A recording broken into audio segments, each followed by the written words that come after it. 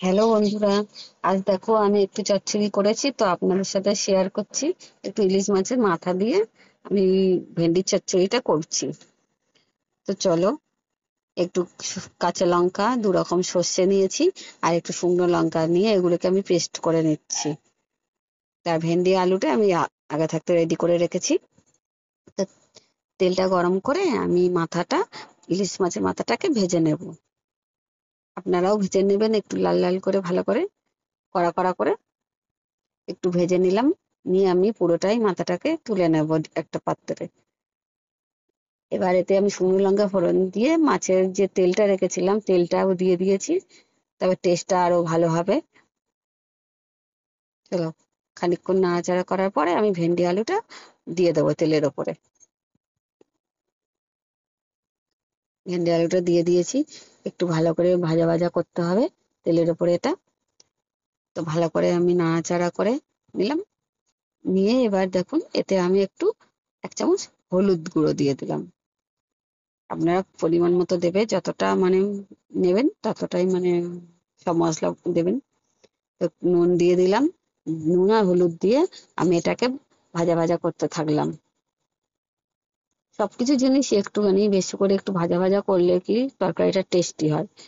কাঁচা কাঁচা অবস্থায় মানে অতটা মানে টেস্টি হবে না। তো দেখো, এর ওপরে আমি এবার মশলাটাও দিয়ে দিলাম, যে মশলাটা আমি দেখালাম আপনাদের, ওই মশলাটা দিয়ে দেবেন। দিয়ে খানিকক্ষণ নাড়াচাড়া করতে থাকবেন ভালো করে কষে কষে। এবার দেখুন আমি এতে মাথা দুটো ভেজে রেখেছিলাম, সেই মাথা দুটোকে দিয়ে দেবো। দিয়ে এবার মাথা দিয়েই ওগুলোকে আমি কষতে থাকবো ভালো করে। আপনারাও কষে নেবেন।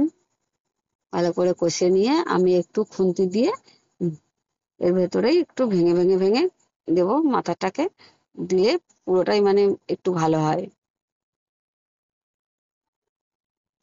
এবার মাথাটাকে আমি একটু ভেঙে দেবো, দিয়ে ভালো করে নাড়তে থাকবো। ভালো করে কষে কষে আমি একটু পরিমাণ মতো জল দিয়ে দেবো, কারণ আলুটাকে সেদ্ধ করতে হবে। আপনারাও পরিমাণ মতো দেবেন। দেখুন আমি একটু জল দিয়ে দিলাম। জল দিয়ে আমি এটাকে এবার ফোটাতে থাকবো। আমি একটু টমেটোও দিয়ে দিয়েছি, আপনারা চাইলে একটু টমেটো দিয়ে দেবেন। একটু দেখুন মরিচ দিয়ে দিলাম, গোলমরিচ আপনারাও চাইলে দেবেন, দিলে ভালো হয়। একটু চিনিও দিয়ে দিলাম, মিষ্টি মিষ্টি পরিমাণ মতো দেবেন, আপনারা বেশি মিষ্টি দেবেন না। তো এবার আমি এটাকে ভালো করে শুকনো করে পুরো, তারপরে হয়ে যাবে আমার রান্নাটা। দেখুন ভালো করে শুকনো করে আমি বসিয়ে নিলাম ঝোলটা। দেখো আমার পুরো রান্না কমপ্লিট হয়ে গেছে। আপনারাও খেয়ে দেখবেন, গরম ভাতের সাথে খেয়ে খেয়ে দেখবেন যে কেমন লাগছে। তো আমাকে একটু ভালো লাগলে এটা লাইক কমেন্ট একটু সাবস্ক্রাইব করে দেবেন। টাটা।